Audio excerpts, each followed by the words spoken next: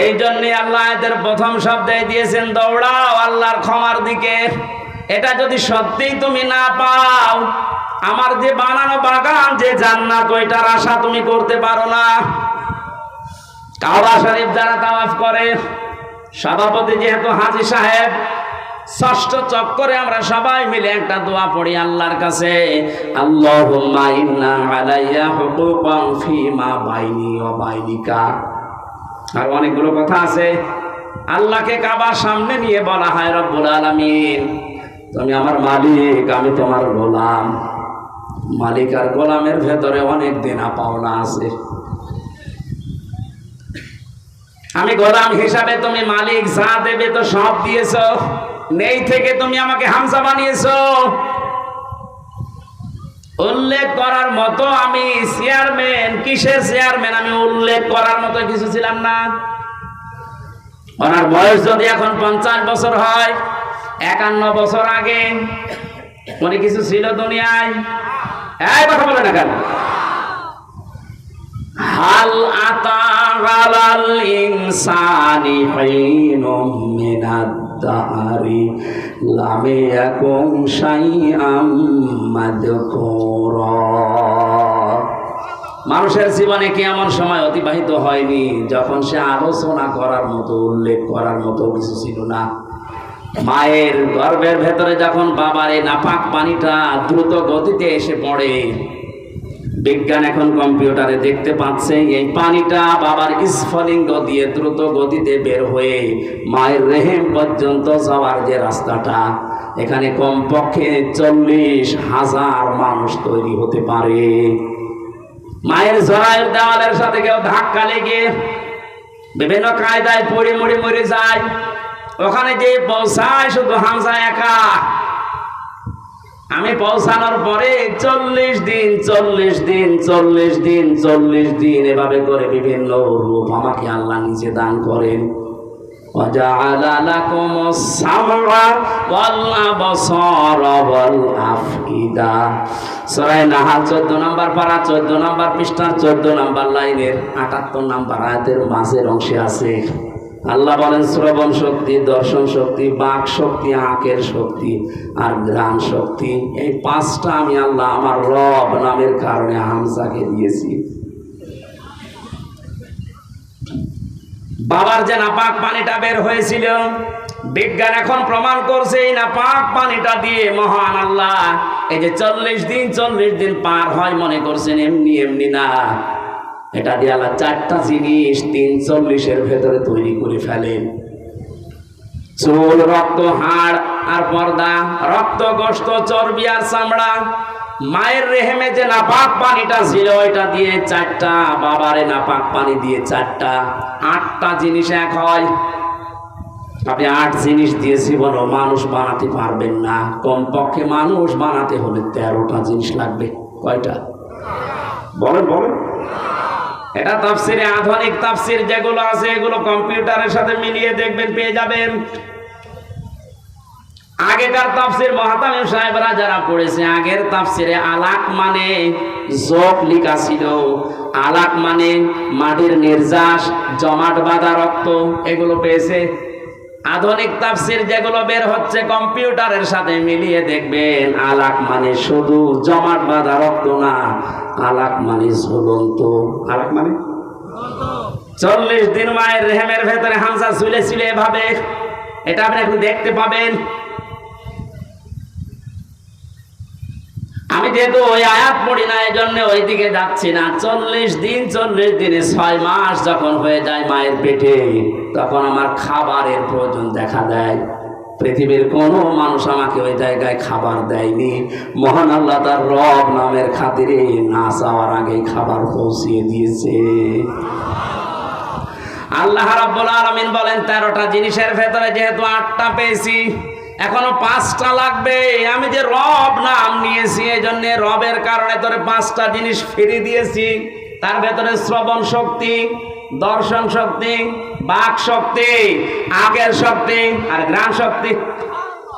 একটাও যদি কম দিতাম, দুনিয়ায় আসতে কিন্তু অপূর্ণাঙ্গ হয়ে পূর্ণাঙ্গ হয়ে আসতে পারতে না। হ্যাঁ, আমরা পৃথিবীতে এসে হয়তো এগুলো অনেকে নষ্ট করে ফেলি। এই যে আমার কানটা আজ 2 দিন আমি নষ্ট করে ফেলেছি।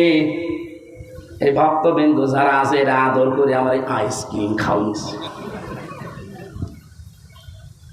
এই 2 দিনে এই সমস্ত দই খাওয়াইছে ফ্রিজের। আমি খেতে চাই না, মানে না হুজুর খান, অসুবিধা নেই। খেয়ে এখন দেখছি কানে আর কিছু শুনছি না। এই যে দুনিয়ায় এসে আমি নষ্ট করেছি এগুলো বিভিন্ন পরিবেশের কারণে, না আল্লাহ নষ্ট করে দিয়েছে? বলেন। এই যে তীব্র গরম চলছে, এটা আল্লাহর দোষ। যাহারাল ফাসাদু ফিল বাররি ওয়াল বাহরি বিমা কাসাবাত আইদিন নাস লিইউযিকাহুম বা'দাল্লাযী আমিলু লাআল্লাহুম ইয়ারজিউন। সূরা রুমের 41 নম্বর আয়াতে আল্লাহ জানিয়েছেন, জলের স্তরে যে বিপর্যয়গুলো দেখতে পাচ্ছ একটাও আমি আল্লাহ পাঠাই না, সব তোমাদের হাতের কামাই করা। বিজ্ঞানে এই বাংলাদেশ নিয়ে কয়েকদিন আগে 3 দিনের একটা গবেষণা আজকে দেখলাম।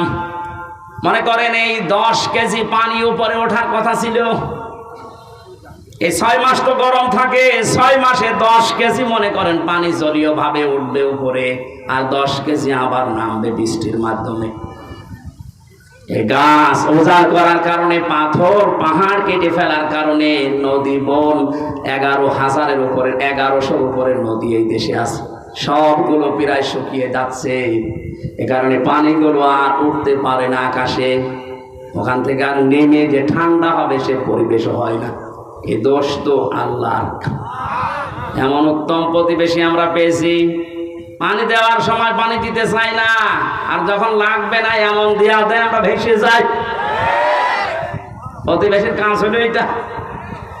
অথচ প্রতিবেশীর যত হক, আমি আরো নিচে নামতে পারলাম না। হ্যাঁ, নামি আবার 3 বছর থাকি, তো আরামে আছে।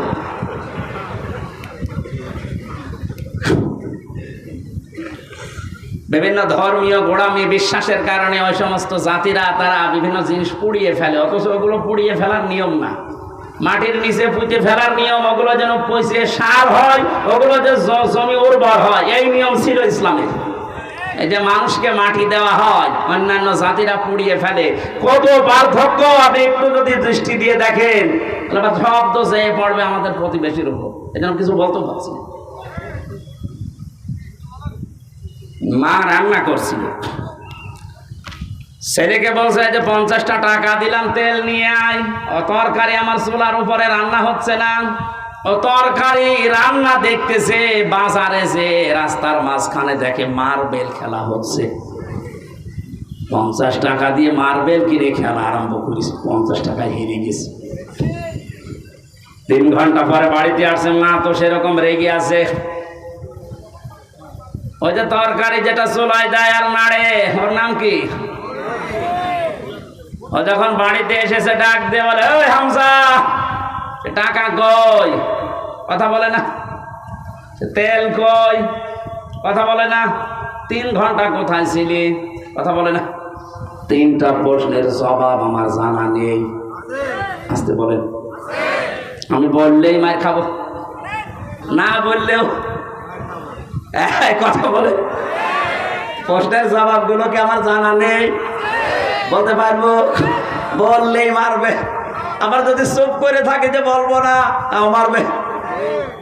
তারপরেও যদি একটু বুদ্ধিমান হয়ে থাকে, অন্তত 4-5টা মায়ের খাই, তারপরও বলবো না। বললেই সমস্যা, মায়ের উপর দিয়ে যাক। এই জন্য তো 3 বছর মায়ের উপর দিয়ে গিয়েছে। আপনারা যারা মানুষ পুড়িয়ে ফেলেন, পরিবেশের যে কি ক্ষতি হয় আপনি জানেন। এই খড় কোটা যেগুলো বিভিন্ন আবর্জনা মনে করে আপনি পুড়িয়ে ফেলছেন, না, এটা নিয়ম নয়। বিশ্বনবী 1500 বছর আগে এটা নিষেধ করে দিয়েছেন, মাটির নিচে দিয়ে দাও, এগুলো সার হয়ে যাবে। মাটির উর্বর শক্তি, খাদ্য তৈরি করার যে শক্তি, এটা আল্লাহ বাড়িয়ে দেবে। এই জন্য পানি ওঠা এখন বন্ধ। হয়তো 10 কেজি ওঠার কথা ছিল, উঠে চলে গেছে বিভিন্ন কায়দায়। এখন যে নামবে যে সমস্ত জায়গায়, ওই জায়গাগুলো পানি নামানোর জন্য যেটা দরকার ওই জিনিস নেই। আল্লাহ দেবে কি করে? আমরা তো গাছ কেটে সব শেষ করে ফেলি, পাহাড়গুলো উজাড় করে ফেলি। এরপরে যেখান থেকে আসা দরকার 1100 বিল খাল নদী নালা যদি ভরাট থাকতো, এত গরমের ভেতরে আমাদের এই কয়দিন কষ্ট করা লাগতো না। এজন্য পাপের ফসল আমরা পেয়েছি। আল্লাহ বলেন আমি একটু মজা চাকাই মাঝে মাঝে, দেখি ওরা ফিরে আসে কিনা। কিন্তু বাঙালি এমন চাঁদ, ফিরে আসা দূরের কথা, আল্লাহর এই সমস্ত আযাব আসার পরে মন্তব্য দেয় টকশোতে বসে বসে যে এগুলো প্রাকৃতিক দুর্যোগ, তেমন কিছু না বেটা। প্রাকৃতিক দুর্যোগ বলে কিছু নেই, সব তোমাদের হাতের কামাই করা ফসল। পৃথিবীর যেই দেশে প্রকাশ্য জেনার ব্যভিচার বেড়ে যায়, মহান আল্লাহ তখন সঙ্গে সঙ্গে দেশে গজব নাজিল করার সিদ্ধান্ত নেয়। বাস্তব প্রমাণ দুবাই। এই কথা বলে না কেন? আমেরিকায় এত জেনা হয় না। বড় বড় ভবনগুলো সব জেনার কারখানা। আল্লাহর শরীরের বাইরে চলে গেছেন, বিমানবন্দর পর্যন্ত ভাসিয়ে দিয়েছে। যা এখন এই ঘাস শুকিয়ে উঠতে ওদের 10 বছর লাগবে। দুবাইয়ের মতো এত উন্নত জায়গাগুলো যদি আল্লাহ কয়েক ঘন্টায় ধ্বংস স্তূপে পরিণত করে দিতে পারে, আমাদের দেশকে কিছুই করতে পারবে না, কারণ আমরা করোনা মোকাবেলা করে ফেলেছি।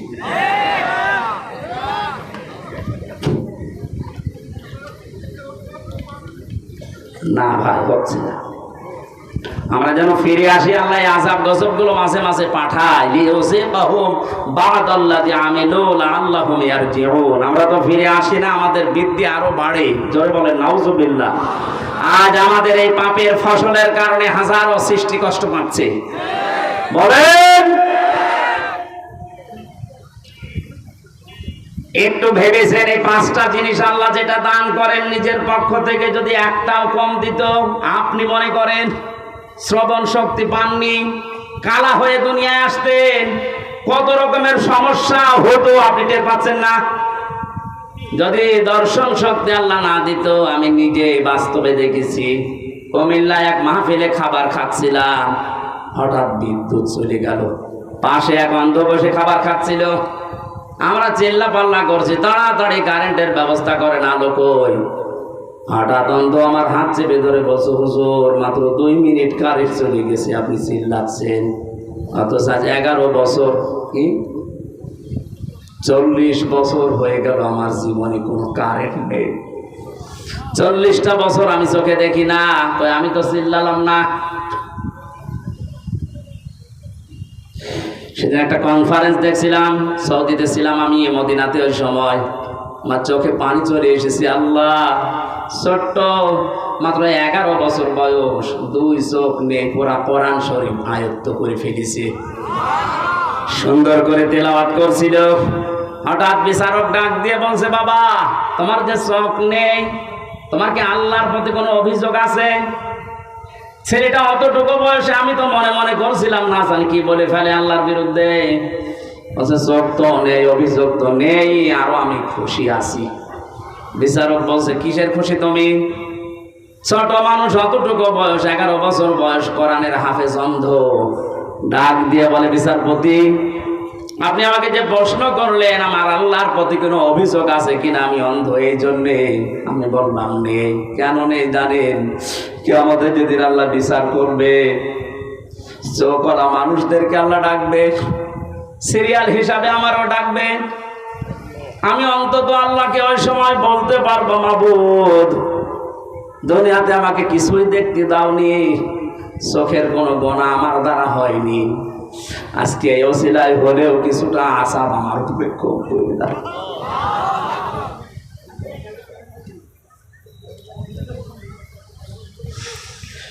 কাবা সামনে নিয়ে মানুষ এই কথাগুলো আল্লাহকে শোনাচ্ছে। আল্লাহুম্মা ইন্না আলাইয়া হুকুকান ফিমা বাইনি ওয়া বাইনিকা। হে মাবুদ, তুমি তো আমার মালিক, আমি তোমার চাকর, গোলাম, সার্ভেন্ট, বান্দা, ভিক্ষু যাই বলেন। আমি তো নেই থেকে হামজা হয়েছি।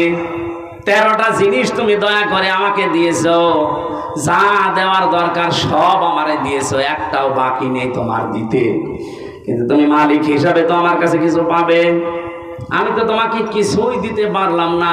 আজকে কাবা এসেছি সেই বাংলাদেশ থেকে, একটা পুঁজি আমার আছে, আল্লাহ তুমি আমার মাফ করে দাও। আল্লাহ বলেন এই ক্ষমার দিকে দৌড়া। এটা যদি না পায় জীবনে, তার পুরা জীবনটাই ব্যর্থ। ফেরাউন ক্ষমা পায়নি, এজন্য 650 বছর রাজত্ব করে ওর জীবন ব্যর্থ। বলেন আজ যারা 41 সাল 71 সাল টার্গেট দেন, 71 না, কিয়ামত পর্যন্ত যদি আপনি হায়াত পান আর ক্ষমতায় থাকেন, আল্লাহ পাক যদি আপনাকে মাফ না করে, আপনার পুরাটা জীবন ব্যর্থ। কি করবেন আপনি জীবনে? নাই সন্তান আদি বেশি জন্ম দিলেন, বেশি খাবার খেলেন, বেশি দিন বেঁচে থাকলেন, এই শেষ। আপনি একদিন না একদিন তো মরবেন, মাস্ট বি মরবেনই। কারণ আপনার চাইতে বড় লোক যিনি, মুহাম্মদ রাসূলুল্লাহ, এত বড় দামি মানুষ মারা গেছে। জীবন এটাই। এই ধোকাটা আমরা আসলে এখনো পর্যন্ত অনেকে বুঝার পরও না বোঝার ভান করে থাকি। কোরআন আমি হাতে নিয়ে বলছি, পৃথিবীতে স্ত্রী ধোকা, সন্তান আদি ধোকা, মা বাবাও ধোকা, পুরা দুনিয়াটাই ধোকা। আমাল হায়াতুদ দুনিয়া ইল্লা মাতাউল গুরুর। আল্লাহর কথা 100 ভাগ সত্য। আল্লাহ বলেন পুরা দুনিয়ার জীবনটাই ধোকা, এর ভেতরে পড়ে থেকে আসল জীবনটা নষ্ট করো না। দৌড়াও, আমি আল্লাহর ক্ষমা পাও কিনা এইটার দিকে দৌড়াও। জান্নাতিন আরদুহা, ওই জান্নাতের দিকে দৌড়াও যে জান্নাতের প্রশস্ততা আকাশ আর জমিনের চাইতেও বিস্তৃত। উইদ্দাত লিল মুত্তাকিন, যেটা আমার পরহেজগার, যেটা আমি আল্লাহ আমার আধুনিক বান্দাদের জন্য পরহেজগার, আল্লাহওয়ালা, তাকওয়াবান। ভদ্রলোক শব্দটাও আছে তাফসিরে। যারা ভদ্রলোক, তাকওয়াবান, আমি আল্লাহ তাদের জন্য আমার বিশাল বাগানটা তৈরি করে প্রস্তুত করে রেখে দিয়েছি। এবার আসেন তো আমার আসল আলোচনার বিষয়ে শুরু করছি। আল্লাহ যে বলেন উইদ্দাত লিল মুত্তাকিন, আমার মুত্তাকি বান্দাদের জন্য বাগান আমি রাখলাম। হাদিসে কুদসির ভেতরে পড়েছি, আল্লাহ রাব্বুল আলামিন হাদিসে কুদসি এটা, আ'তাদতু লিইবাদিহিস সালিহিন মা লা আইনুন রাআত ওয়ালা উযুনুন সামিআত ওয়ালা খাতারা আলা কলবি বাশার। নবীজিকে দিয়ে আল্লাহ বলাচ্ছেন, নবী আপনি বলেন আমার বান্দার জন্য এমন বাগান, এমন জান্নাত আমি তৈরি করে রেখেছি, কোনোদিন কোনো মানুষের চোখ দেখে নাই, কোনোদিন কোনো কান শোনে না এর বর্ণনা। আমি আর কতটুকু বর্ণনা দিতে পারবো তাফসীর দিয়ে? আল্লাহ পাক নবীকে দিয়ে বলাচ্ছেন যে এমন বাগান আমি বানালাম, আমার কোনো বান্দার চোখ তো দেখে নাই, কানও শোনে নাই, কোনোদিন কারো কল্পনার জগতেও আসে নাই। মানুষের কল্পনার জগৎ ছোট না বড়? বলেন বলেন, কেমন বড় বলেন তো? আমি কল্পনা করলাম এখানে 10 তলা বিল্ডিং হবে, কয় মিনিট লেগেছিল? 2-3 সেকেন্ডের ভেতরে আমার কল্পনা শেষ যে 10 তলা বিল্ডিং হবে এখানে। অথচ এটা বানানে 2-3 মিনিট সময় লাগবে, 2-3 বছর লাগবে। এরপরও কত মাল মশলা লাগবে আপনি হিসাব করেন। আল্লাহ পাক বলেন এই মানুষ যে কল্পনা করেছিল 10 তলা বিল্ডিং, ওয়ালাকুম ফিহা মা তাশতাহি আনফুসুকুম ওয়ালাকুম ফিহা মা তাদদাউন। আমি এমন জান্নাত বান্দা বান্দীদের জন্য বানিয়েছি যেখানে চাওয়ার আগে জিনিস পাওয়া যাবে। ধরে বলেন সুবহানাল্লাহ। এই জান্নাতের দিকে আল্লাহ দৌড়ানোর জন্য আমাদেরকে আহ্বান জানালেন যে দৌড়াও, আমি প্রস্তুত করে রেখেছি আমার বান্দাদের জন্য, যেটা কল্পনার জগতেও ধরে না। 5টা গুণ যারা দুনিয়াতে অর্জন করতে পারবে, আমার আল্লাহ তাদের জন্য এই বাগান প্রস্তুত করেছেন। কয়টা? বলেন বলেন। কোরআনে কারীম জানাচ্ছে আল্লাযীনা ইউনফিকুনা ফিস সাররাই ওয়াদ দাররা, যারা সুখে দুঃখে দান করে, মানুষের জন্য খরচ করে। ইনফিকুনা এটা মোজারে, বর্তমান, ভবিষ্যৎ, প্রেজেন্ট, ফিউচার। যারা সুখে হোক দুঃখে হোক যে অবস্থায় থাকুক খরচ করার অভ্যাস তৈরি করেন। আমাদের বলেন আমার কিছুই নেই, আমি করবো কি? যা আছে আপনি তাই করবেন। এটা আমার কথা বলার যোগ্যতা আছে, এইটা আমি ইসলামের জন্য মানবতার জন্য চেষ্টা চালাবো খরচ করার। আপনার লেখনের যোগ্যতা আছে, ওইটা আপনি লিখবেন। আপনার ক্ষমতার চেয়ার আছে, ওইটাই আপনি খরচ করবেন। ওসি সাহেব মনে করেন ওনার চেয়ারে খরচ করার বিষয় কি? চেয়ার খরচ করলে চেয়ার থাকবে। ওনার সামনে একটা এসআই সাধারণ একজন বিনা কারণে মানুষকে ধরে এসে পিটাচ্ছে, ওনার কিছু করাও লাগবে না, টাকা পয়সাও দেওয়া লাগবে না। ওনার শুধু চেহারাটা সামনে নিয়ে যদি বলে এই বেটা কি করিস, এমনিতে আমার আল্লাহ ওই লাখ টাকা মুক্ত করে দেবে। এটা ওনার খরচ। এটা কি? সুতরাং যে যেই পর্যায়ে আছেন ইসলামের জন্য মানবতার জন্য আপনি খরচ করে যান। যদি এটা এখন না করেন, আনফিকু মিম্মা রাযাকনাকুম মিন ক্বাবলি আইয়াতিয়া আহাদাকুমুল মাউতু ফায়াকুলা রাব্বি লাউলা আখারতানি ইলা আজালিন করিব ফাসাদদাকু ওয়া আকুম মিনাস সালিহিন। মরণ যখন চলে আসবে মানুষ আরজি জানাবে, আল্লাহ আমার একটু সময় দাও। একটু সময় যদি পাই, যা ছিল তোমার জন্য, ইসলামের জন্য, মানবতার জন্য সব দিয়ে আসবো, আমি ভালো মানুষ হয়ে যাব। কি হব? বলেন বলেন, আমি ভালো মানুষ হয়ে যাব। আল্লাহ রাব্বুল আলামিন বলেন,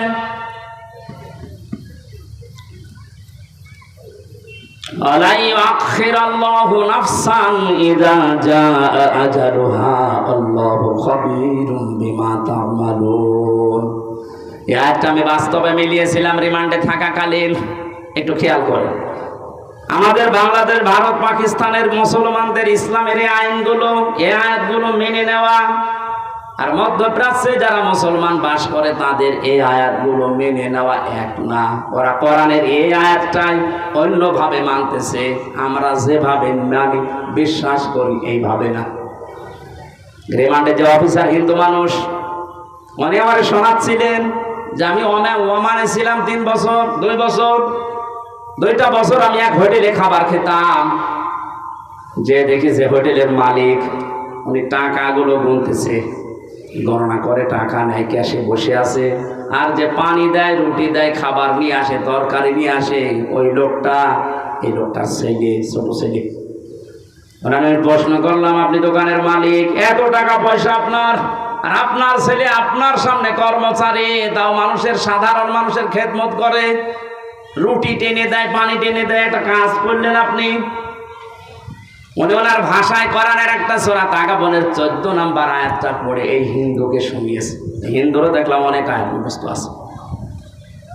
মানে বছর আমার শোনালে সূরা তাগাবনের 14 নম্বর আয়াত, ইয়া আইয়ুহাল্লাযীনা আমানু ইন্না মিন আজওয়াজিকুম ওয়া আওলাদিকুম আদুওয়াল লাকুম ফাহদারুহুম ইলা আখির আয়াত। তুমি পুরোটা পড়েছিল। হে ঈমানদারেরা, তোমাদের স্ত্রী, সন্তান, এগুলো দুনিয়ায় মাঝে মাঝে তোমাদের শত্রু হয়ে দেখা দেবে, তাদের সাথে সতর্ক থাকো। দোকানদার ওনাকে ওনার ভাষা দিয়ে বলছিল, ভাই আপনি কি জাতিতে আমি জানি না, তবে আমার এই সন্তানের প্রতি আমার 4টা দায়িত্ব ছিল, 4টাই আমি পালন করেছি। কোরআনে কারিম আমাকে বারবার এই আদেশ দেয় যে সন্তান দুনিয়াতে আসার পরে তার একটা সুন্দর অর্থবোধক নাম রাখো, আমি বাবা হিসাবে রেখেছি। 2 নম্বরে তাকে দ্বীনের শিক্ষা দাও, যতটুকু পড়লে ইসলাম মানা যায় আমি দিয়েছি। আলোর ব্যবস্থা করেন তাড়াতাড়ি। সুবহানাল্লাহ, আলহামদুলিল্লাহ, লা ইলাহা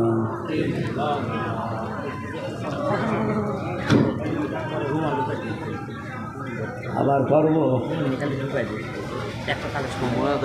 বুঝলাম, কিন্তু বিদ্যুৎ তো দেবে। সুবহানাল্লাহ, আলহামদুলিল্লাহ। এই আমি কি করতে বললাম আপনাদের? কি করেন? আচ্ছা, আওয়াজ তো একটু দিয়ে জিকির করেন, নাকি গান বলবেন? সুবহানাল্লাহ, আলহামদুলিল্লাহ। ফ্যান কি বন্ধ? লা ইলাহা ইল্লাল্লাহ মুহাম্মাদুর রাসূলুল্লাহ। 2 নম্বরে আমার দায়িত্ব ছিল তাকে জ্ঞান শিক্ষা দেওয়া, কোরআনের হাদিসের আমি যতটুকু সমর্থ আছে আমি দিয়েছি। ইসলাম মানতে পারে এই অবস্থা তার আছে। 3 নম্বরে সৎ একটা পাত্রী দেখে তাকে পাত্রস্থ করেছি আমি। একটা কোরআন হাদিস জানা আল্লাহওয়ালা একটা মেয়ে লোক তাকে আমি এনে দিয়েছি। 4 নম্বর একটা হালাল কর্মজীবন তৈরি করে দেওয়া বাবা হিসাবে আমার দায়িত্ব আমি দিয়েছি, আমার যতটুকু সামর্থ্য ছিল। ওরে তো ঘুষ দিয়ে আমি কোনো চেয়ারে বসিয়ে দিতে পারি না। ওর যে যোগ্যতা ছিল ওই অনুযায়ী ওকে 20-22 হাজার টাকা মনে করেন কামাই করার মতো একটা তৈরি করে দিয়েছি আমি। আমার দায়িত্ব শেষ। আমাদের দেশে কোরআনের আয়াত পড়ার পরে মানার সিস্টেম কিন্তু এটা ছিল না। অনেকের সন্তান যে চেয়ারে বসার যোগ্য না 10 লাখ টাকা দিয়ে হলেও ঘুষ দিয়ে চেয়ারে বসিয়ে দিচ্ছে। আমি নিচে নামতে পারলাম না, যারা দুঃখিত।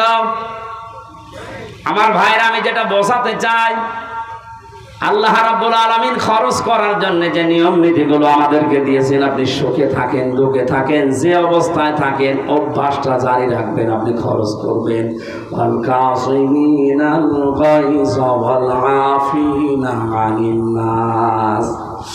আল্লাহ পাক বলেন যারা রাগ চেক দেয়, রাগকে যারা চেক দিতে পারে, রাগ হওয়ার পরে চেক দেওয়া, এটা বড় মুজাহিদের কাজ।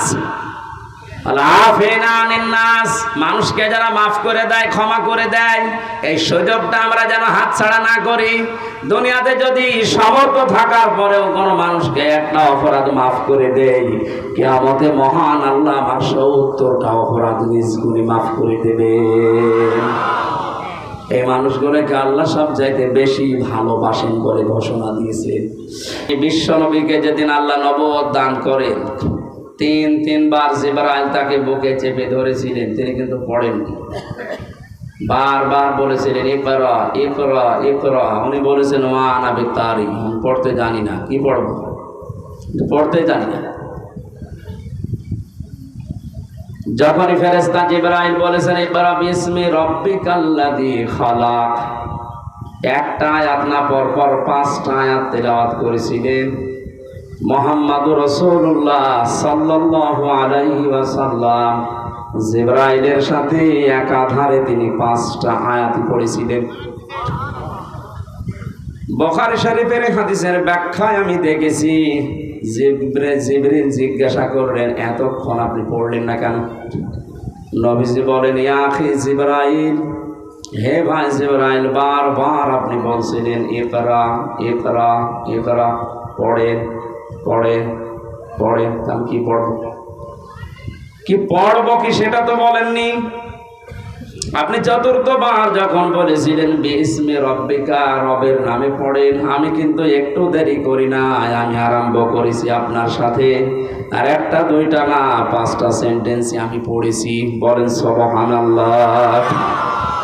এটা দিয়ে ওই দিন জিবরাইল সহ কিয়ামত পর্যন্ত নবীজির উম্মত যারা আসবে তাদেরকে তিনি শিক্ষা দিতে চেয়েছিলেন, এই আমার উম্মত যারা আসবে দুনিয়ায় তারা রব ছাড়া অন্য নামে পড়তে পারে না।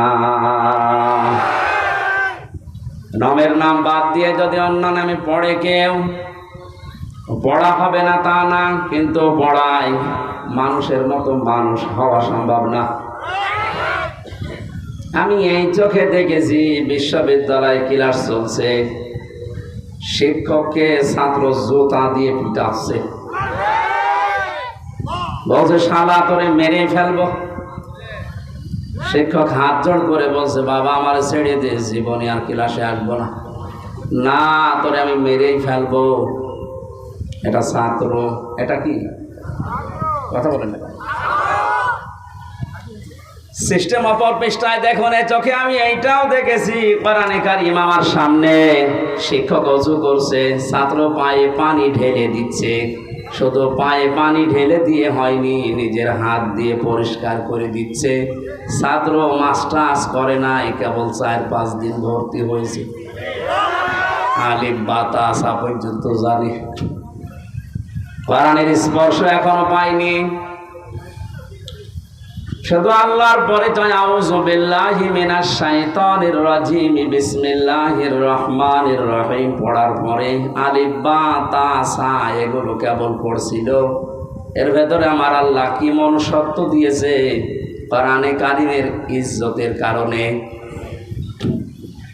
ইয়ারফা'ুল্লাযীনা আমানু মিনকুম ওয়াল্লাযীনা উতুল ইলমা দারাজাত ইলা আখিরি আয়াত। সূরা মুজাদালার 11 নম্বর আয়াতে আল্লাহ জানিয়েছেন তাদের মর্যাদা আল্লাহ বৃদ্ধি করতেই থাকে। ইয়ারফা এটা মুজারে, বর্তমান ভবিষ্যৎ, প্রেজেন্ট ফিউচার। আল্লাহ পাক নিজে এখানে কাজ করছেন, নিজে ফাইল। ইয়ারফা'ুল্লাযীনা আমানু মিনকুম, তোমাদের ভেতরে যারা ঈমান আনবে, ওয়াল্লাযীনা উতুল ইলমা দারাজাত, আর যারা দুনিয়াতে ইলম অর্জন করবে তাদের মর্যাদা দিনের পর দিন আল্লাহ বাড়াতেই থাকবে।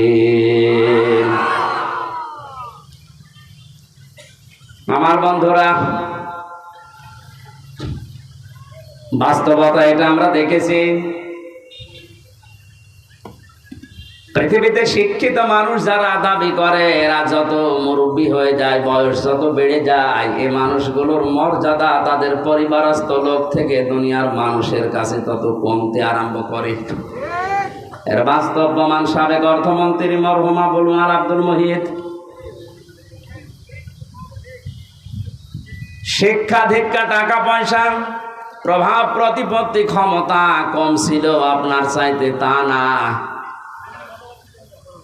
53 বছরের ভেতরে যে আপনারা এবার অর্থমন্ত্রী পেয়েছেন, আর এতদিন পর্যন্ত চট্টগ্রাম, সিলেট, ঢাকা, ওই সমস্ত অঞ্চলগুলো বাংলাদেশ নিয়ন্ত্রণ করত। এত প্রভাব থাকার পরও দিন যত গেছে, মানুষের মর্যাদা আমার আল্লাহ পৃথিবীর কাছে কমিয়ে দিয়েছে। এমন কমিয়েছে, সন্তান পর্যন্ত অনেককে বাড়িতে রাখতে চায় না। কয়েকদিন ধরে আপনারা কিছুদিন আগে দেখতেছেন ফেসবুকে একটা ভিডিও খুব ভাইরাল হয়েছিল। 4টা ছেলে 2টা মেয়ে, 6 ভাই বোন মিলে পিতার সম্পদগুলো সব নিজের নামে লিখে নিয়ে বাবাকে রাস্তায় ছেড়ে দিয়েছে। সুবহানাল্লাহ বলছে না, শুধু নাউজুবিল্লাহ বললে হচ্ছে না, এখানে আলহামদুলিল্লাহ বলা দরকার।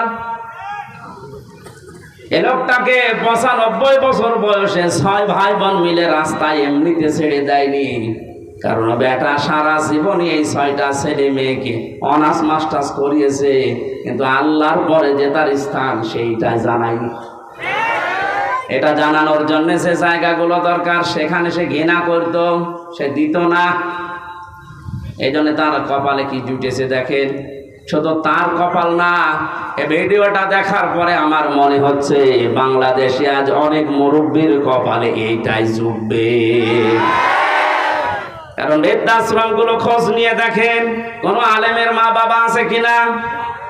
কোরআন যারা জানে বসে পড়ে তাদের মা বাবা ওখানে আমি পাইনি। আমি যতগুলো বৃদ্ধাশ্রমে ঘুরে ঘুরে দেখেছি, আমার এই ছোট জীবনে প্রায় 25টার উপরে বৃদ্ধাশ্রম দেখলাম।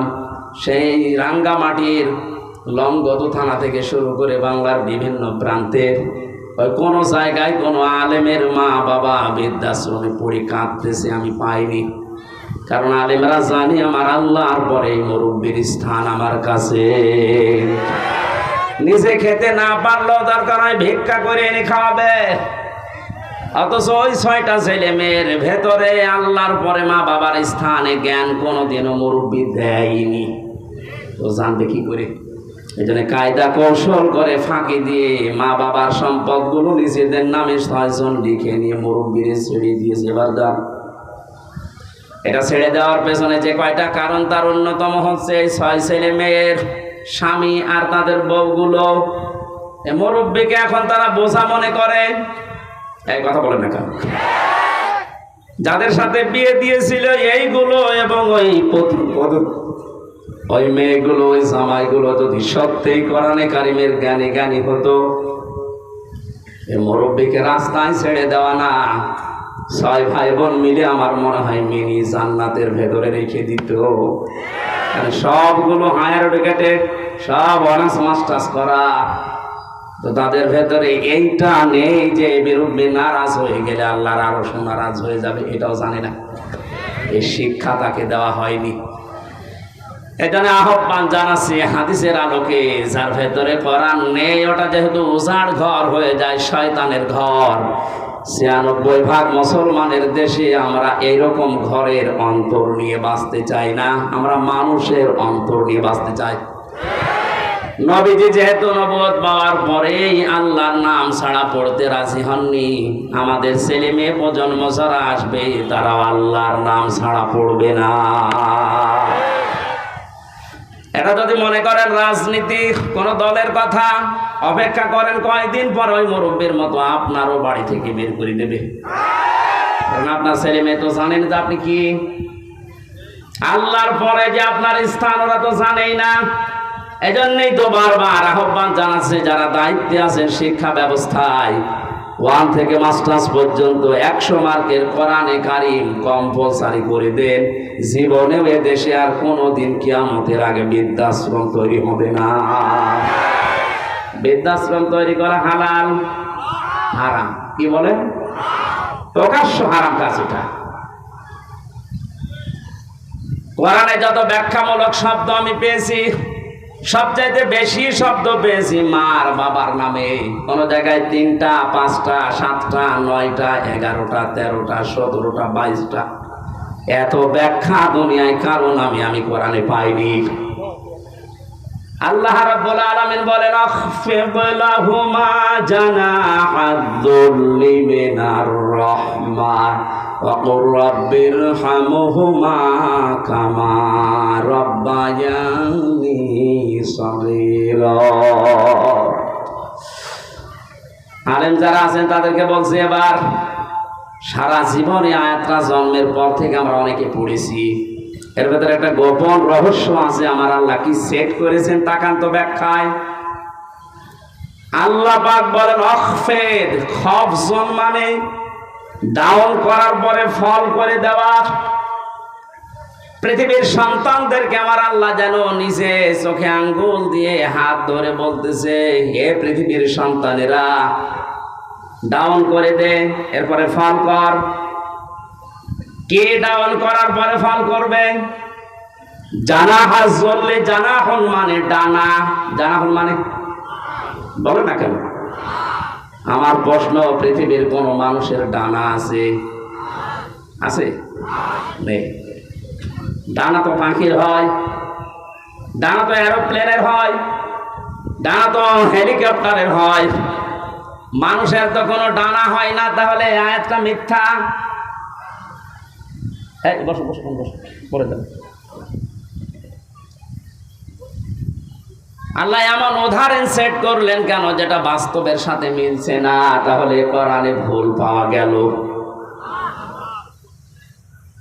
না, মানে আপনার মিলিয়ে দেওয়া লাগবে। আসেন, আল্লাহ পাক পাখির ডানা হাওলাত করে নিয়ে এসে আমারে লাগিয়ে দিয়েছে হামসা। এই যে লাগিয়ে দিলাম, জানাহাজ-জুল্লি মিনার রাহমা। তোর ডানার যত রহমতের বিষয়গুলো আছে সব মা বাবার জন্য ডাউন করবি, এরপরে ফল করে দিবি। আর এরোপ্লেন থেকে, হেলিকপ্টার থেকে ডানা নিয়ে এসে লাগালেন না কেন? পাখির ডানা দিলেন।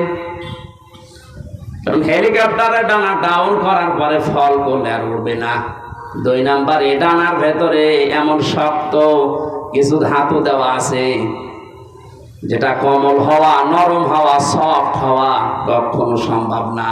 কিন্তু পাখির ডানা আল্লাহ হাওলাত করেছিলেন এই কারণে, কারণ এর ভেতরে এমন কিছু পর আছে, পালক আছে যেটা সফট, নরম, কোমল। এমন একটা অবস্থা তৈরি হয় একটার সাথে আর একটা লাগলে, সিল যদি ছৌ মারে বাচ্চাগুলো, তখন মায়ের ওই ডানার নিচে যাওয়ার পরে একটা কিচির মিচির শব্দ করে। বাংলাতে ওই শব্দকে বলা হয় অনির্বচন সুখ। কি বললাম? একটা অনির্বচন সুখ বাচ্চারা অনুভব করেন। আল্লাহ পাক ঠিক যেন পাখির এই বাচ্চাদের মতো আপনার মার বাবা যতদিন আপনি বেঁচে আছেন, আপনাকে বোঝাতে চেয়েছে হামজা, তোর মা বাবা যতদিন দুনিয়ায় আছে তারা যেন এই পাখির বাচ্চার মতো একটা সুখ তোর আন্ডারে থেকে পায়। তারা যেন মনে করে আবার হামজা বেঁচে থাকতে অন্তত আমাদের আর কোনো ঝামেলা নেই, আর কোনো চিন্তা নেই আমাদের। দিনাজপুরবাসী মন থেকে বলেন তো, আমাদের মা বাবা যারা দুনিয়ায় আছে এরা কি এই মনে করতে পারছে 24 ঘন্টায় অনেকের মুরব্বীরা চিন্তায় থাকে, না জানি কখন ভাত বন্ধ করে দেয়। হ্যাঁ, এইসব রংপুরের এলাকার মানুষ সহজ সরল, তো এই জন্য কিছু টের পাচ্ছেন না। এই সহজ সরল মানুষগুলো মা বাবাকে খুব ভালোভাবে আদর যত্ন করে, এই জন্য আপনারা বুঝলেন না। এটা যদি আমি কক্সবাজারে বলতাম ওরা টের পেত। এত সম্মান, এত মর্যাদা, এত কিছু আল্লাহ দুনিয়াতে দিয়েছেন এই দুইজনের ব্যাপারে। নিজের ইবাদতের পরে নবীর নাম দেননি, আল্লাহ বলেছেন মার বাবার নাম। وَقَضَى رَبُّكَ أَلَّا تَعْبُدُوا إِلَّا إِيَّاهُ وَبِالْوَالِدَيْنِ إِحْسَانًا। আল্লাহ পাক বলেন, আমি ফায়সালা করে দিয়েছি, সিদ্ধান্ত নিয়ে ফেলেছি, রায় দিয়েছি। আমি আল্লাহর রায়কে, আমি আল্লাহ ছাড়া কারো ইবাদত করা যাবে না। পৃথিবীতে যাদের মা বাবা আছে তারা যেন তাদের সেবা করে, তাদের পেছনে খরচ করে, তাদের প্রতি ইহসান করে। এটা আমি বানালাম। বলেন আপনি ইহসান করবেন কি করে? তার একটা একটা করে আল্লাহ এখানে 5টা ব্যাখ্যা দিয়েছেন। আপনি কোরআন খোলেন তো পুরাটা, পৃথিবীর কোন মানুষের ব্যাপারে এত ব্যাখ্যামূলক শব্দ আপনি পান কিনা? পাবেন না আপনি। অথচ দুইজনের নাম এত বেশি আল্লাহ ব্যাখ্যা দিয়েছেন, সেই দুইজনের পরিচয় ওই 6 ছেলে মেয়ে জানে না। এই জন্য 95 বছর বয়সে মুরব্বীকে বাড়ি থেকে রাস্তায় বের করে দিয়েছে, যান আপনারা দরকার নেই। ও কয়েকদিন পরে পড়ে মরবে, ডেনে পড়ে থাকবে, কুকুরে শ্রীগালে ছিঁড়ে ছিঁড়ে খাবে। এক কথা বলে না কেন? অথচ 6টা ছেলে মেয়ে তাকান, সব বিশ্ববিদ্যালয় থেকে মাস্টার্স করা। আমি বলছি না আপনার ছেলে মেয়েকে মাস্টার্স করাবেন না, তা না, অবশ্যই করান, কিন্তু তাকে 3টা বছর কোরআনে কারিম দিন। মাহফিলের সভাপতি যেখানে আছে, এইরকম জায়গা যেখানে পান 3টা বছর তাকে পড়ান। আমি কোরআন গ্যারান্টি দিয়ে দিলাম, আল্লাহর কসম, জীবনেও কোনোদিন আপনার সামনে নেশা করার সাহস পাবে না। 2 নম্বরে কোনোদিন আপনার মর্যাদা হানি করতে দেবে না। ومن سيئات أعمالنا من يهده الله فلا مضل له ومن يضلل فلا هادي له ونشهد أن لا إله إلا الله وحده لا شريك له وأشهد أن محمدا عبده ورسوله الذي أرسله بالحق بشيرا ونذيرا وداعيا إلى الله بإذنه وسراجا منيرا فقد قال الله تعالى في كلامه المجيد وبرهانه التوحيد জবান খুলে পড়েন আউযু বিল্লাহি মিনাশ শাইতানির রাজিম বিসমিল্লাহির রহমানির রহিম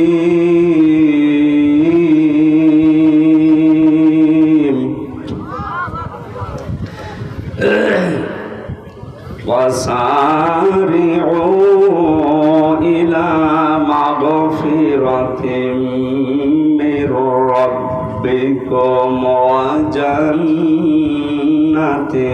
عرضها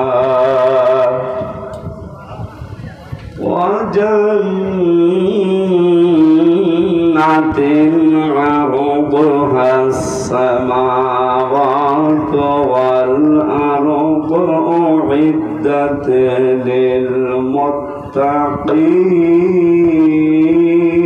للمتقين الذين ينفقون في السراء والضراء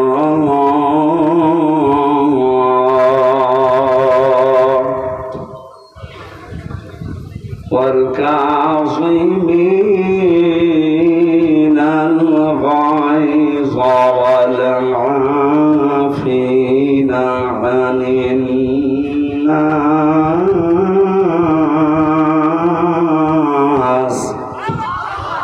والله يحب المحسنين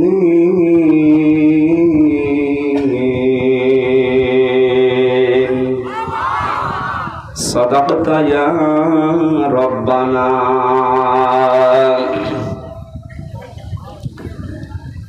عن أبي هريرة رضي الله تعالى عنه قال قال النبي صلى الله عليه وسلم من قرأ القرآن فاستظهره فحل حلاله وحرم حرامه أدخله الله الجنة وشفعه في 10 من أهل بيته كلهم قد وجبت لهم النار.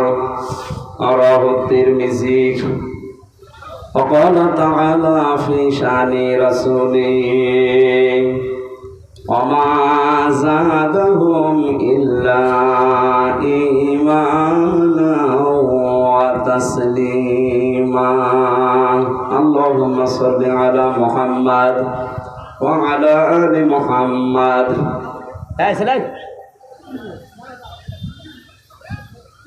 কথা বলেন কোন কোন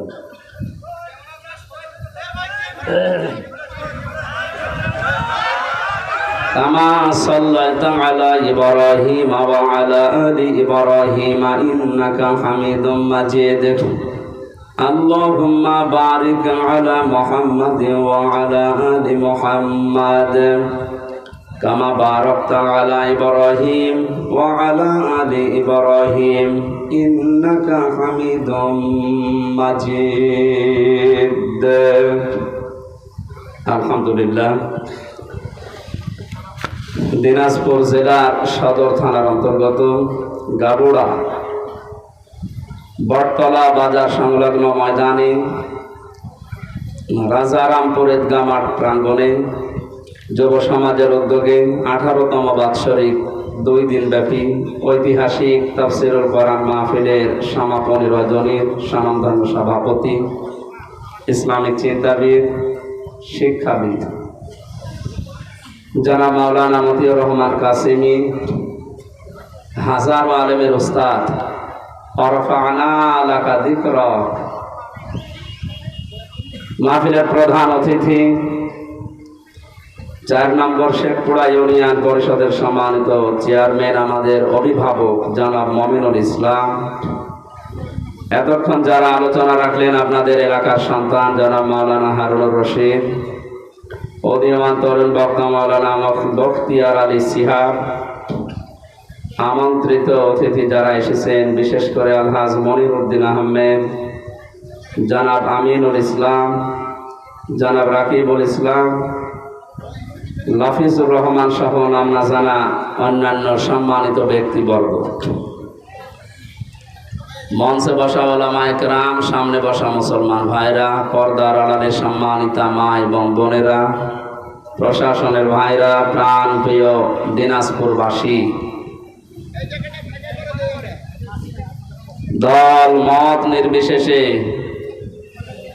কোরআনে কারিমের এই অনুষ্ঠানে যারা হাজির হয়েছি, খুশি হয়ে বলছে আলহামদুলিল্লাহ। এ কোরআন এমন এক সম্পদ, ইন্নাল্লাযী লাইসা ফী জাওফিহি শাইউম মিনাল কোরআনি কাল বাইতিল খারিব। নবীজি বলেন যার অন্তরে কোরআন নেই ওটা উজাড় গৃহ। তার মানে ওটা মানুষের অন্তর বলা যায় না, শয়তানের ঘর।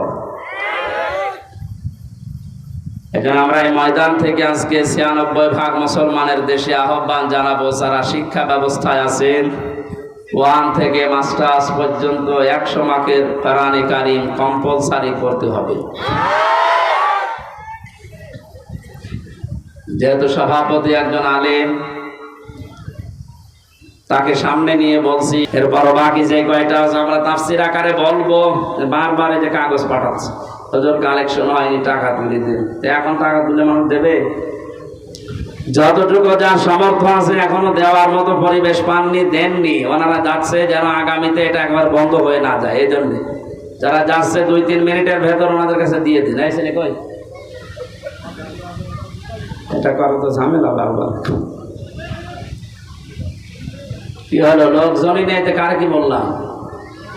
হ্যাঁ, নিজেরা দায়িত্ব নিয়ে কয়েকজন তৈরি করে দিন তো।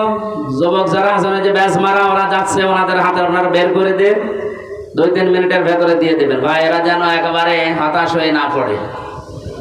সুবহানাল্লাহ, আলহামদুলিল্লাহ, লা ইলাহা ইল্লাল্লাহ, সুবহানাল্লাহ, আলহামদুলিল্লাহ, লা ইলাহা ইল্লাল্লাহ। এই তাড়াতাড়ি করো। সুবহানাল্লাহ, আলহামদুলিল্লাহ, লা ইলাহা ইল্লাল্লাহ। পারিবারিক জীবনে আমাদের কম বেশি প্রত্যেকের, এমনকি হিন্দুদেরও পারিবারিক যে সমস্যাগুলো, এটা শুধু মুসলমানদের, হিন্দু খ্রিস্টান মুসলমান যা আছে জাতি পৃথিবীতে সবার কম বেশি পারিবারিক ঝামেলা চলছে। কারণ জেলখানা অনেক হিন্দু বোম মারার অপরাধে যাবজ্জীবন জেল খাটছে। এই জন্য পারিবারিক জীবনের যে সমস্যাগুলো এবং একটা সমাধান করে আমাদের যেন দুনিয়ায় শাস্তি পাওয়া না লাগে, পৃথিবীর এই ছোট্ট সংসারটা যেন একটা জান্নাত বানিয়ে ফেলতে পারি। পরকীয়া প্রেমের যে হিরিক চলছে এটা যেন বন্ধ হয়। এ বিষয়ে আমি 2টা বই লিখেছিলাম, একটা হচ্ছে নারীদের জন্য, একটা পুরুষদের জন্য। এই স্টেজের পেছনে গাড়ি আছে না কোথায় আছে জানি না, ওই সামনে আছে, ওটা আপনারা নিয়ে ওনাদেরকে পড়তে দেবেন। এটা আমি আগে কোনোদিন করি নাই, জেলখানায় যে বাস্তব অভিজ্ঞতা পাওয়ার পরে এটা লিখেছিলাম। দেখলাম হাজারো মানুষ জেল খাটতেছে পারিবারিক জীবনে দাম্পত্য কলহের কারণে। এটা সমাধান করা দরকার। বাস্তবে আমাদের সুখের সংসার কিভাবে তৈরি হয়, আল্লাহ আমাদেরকে এই বইটা থেকে কিছু জ্ঞান অর্জন করে বাস্তবে আমল করার। কি ঝড় উঠছে নাকি?